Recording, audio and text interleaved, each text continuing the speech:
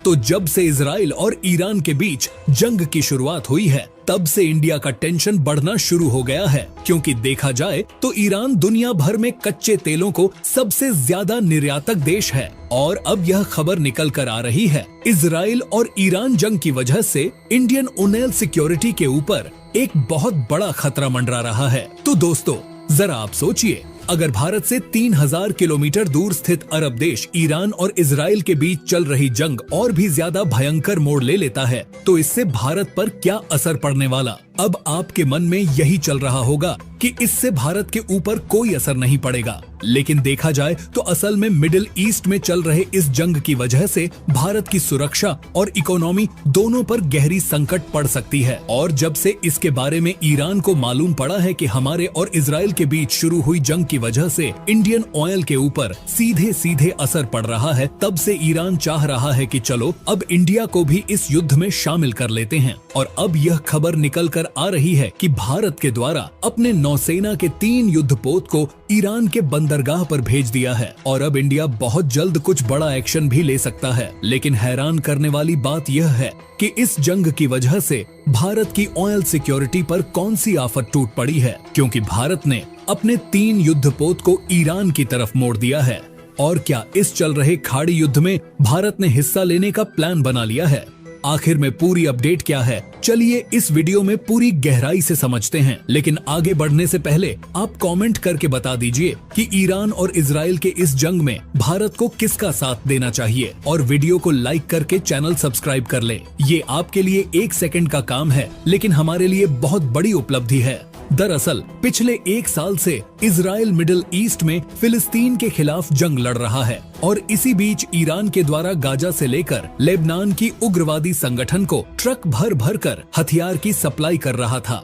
और ईरान इस जंग का एक हिस्सा बना हुआ था। उसके बाद 1 अक्टूबर की रात को ईरान के द्वारा अचानक इजराइल के ऊपर लगभग 180 बैलिस्टिक मिसाइल से हमला कर देता है, और इसमें से ज्यादातर मिसाइल को इजराइल के द्वारा हवा में ही डिस्ट्रॉय कर दिया जाता है। उसके बाद इस हमले की वजह से इजराइल गुस्से से आग बबूला हो जाता है और ईरान के ऊपर जवाबी कार्रवाई के लिए प्लान तैयार करने लगता है। लेकिन इसी बीच यह खबर निकल कर आने लगती है कि ईरान के द्वारा भारत को भी इस जंग में घसीटने की कोशिश की जा रही है, और इस तरह की स्थिति को देखते हुए भारत को कहीं न कहीं डायरेक्टली नहीं तो इनडायरेक्टली अपना कदम आगे बढ़ाना शुरू कर दिया है। दरअसल यह खबर निकल कर आ रही है कि इजराइल ने खुलेआम धमकी देते हुए कहा है कि वह ईरान की ऑयल स्टोर पर हमला करके तबाह कर देंगे। वैसे इजराइल के सपोर्टर देश अमेरिका का कहना है कि वह इजराइल को ऑयल स्टोर पर हमला करने से रोकने की पूरी कोशिश में लगा हुआ है, इसलिए अमेरिका ने ईरान के ऑयल फील्ड्स पर सैंक्शन लगा दिए हैं। लेकिन इसके बावजूद भी इजराइल उन ऑयल टैंकर्स को उड़ाने का प्लान तैयार कर रहा है,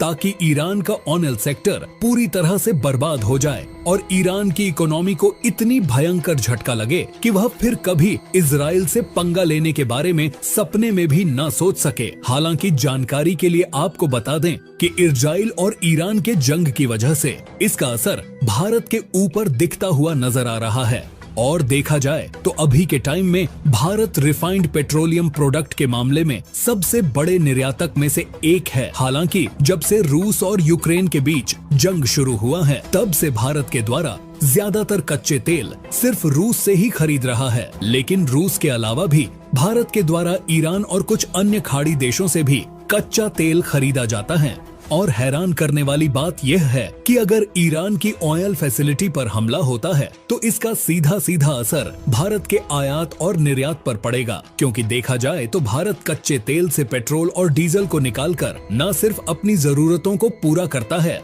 बल्कि कई पड़ोसी देशों को भी सस्ते कीमत पर डीजल और पेट्रोल की सप्लाई करता है। दोस्तों, डिफेंस एक्सपोर्ट्स का कहना है कि यदि इजराइल के द्वारा ईरान की ऑयल टैंकर्स को तबाह कर दिया जाता है, तो वैश्विक मार्केट में क्रूड ऑयल की कीमत काफी ज्यादा बढ़ जाएगी। उसके बाद मजबूर होकर भारत को महंगे दामों में क्रूड ऑयल खरीदना पड़ेगा, और इसकी वजह से भारत का ट्रांसपोर्टेशन पूरी तरह से डिस्टर्ब हो जाएगा। और साथ ही साथ देखा जाए तो भारत का जो तेल रिफाइनरी बिजनेस है, उसके लिए भी एक नई मुसीबत पैदा हो जाएगी। वैसे तो अभी के टाइम में भारत के द्वारा रूस से काफी सस्ते सस्ते कीमत पर कच्चे तेल को खरीदा जा रहा है। लेकिन दोस्तों, भारत पूरी तरह से रूस के ऊपर निर्भर नहीं है। और जानकारी के लिए आपको बता दें कि जब ग्लोबल मार्केट में क्रूड ऑयल की कीमत बढ़ेगी तो रूस भी इसकी कीमत बढ़ाने में कोई कसर नहीं छोड़ेगा। कच्चे तेल की कीमत बढ़ने से सिर्फ भारत के पेट्रोलियम इंडस्ट्री पर ही असर नहीं पड़ेगा, बल्कि फूड प्रोडक्ट पर भी असर देखने को मिलेगा। क्योंकि यदि पेट्रोल डीजल की कीमत बढ़ जाती है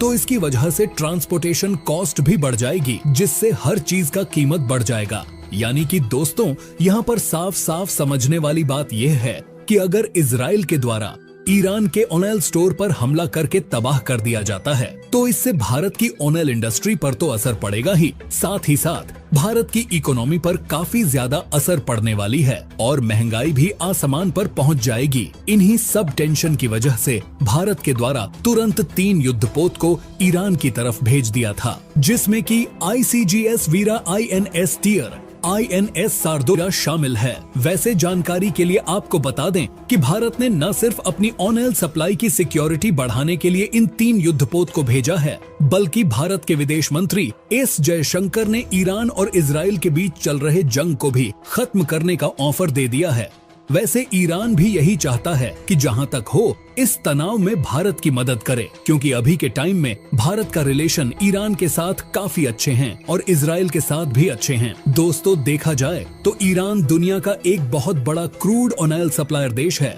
और ईरान की इकोनॉमी को बूस्ट करने में सबसे बड़ा हिस्सा क्रूड ऑयल के निर्यात से ही होता है। और ऐसे में अगर इजराइल के द्वारा ईरान के तेल इंफ्रास्ट्रक्चर को बर्बाद करने में कामयाबी हासिल करता है तो इससे अमेरिका को काफी ज्यादा फायदा होने वाला है, क्योंकि अमेरिका में भी थोड़ा बहुत क्रूड ऑयल का प्रोडक्शन होता है और अमेरिका के द्वारा हमेशा से ही क्रूड ऑयल और पेट्रोल डीजल के दामों को बढ़ाकर कमाई की जा रही है। वही अमेरिका के मुकाबले ईरान के द्वारा काफी सस्ते दामों में कच्चे तेल को दे दिया जाता है और जब ईरान के द्वारा इजराइल के ऊपर मिसाइल दागी तो अमेरिका को अब मौका मिला गया। इसके बाद अमेरिका के द्वारा ईरान के ऑयल एक्सपोर्ट पर कई सैंक्शंस लगा दिया जाता है और इन सैंक्शंस की चपेट में भारत भी आ गया। उसके बाद से भारत ईरान से क्रूड ऑयल नहीं खरीद पा रहा है, जिसकी वजह से भारत की इकोनॉमी पर काफी ज्यादा असर देखने को मिला है, क्योंकि लेबनान के हिजबुल्लाह समूह का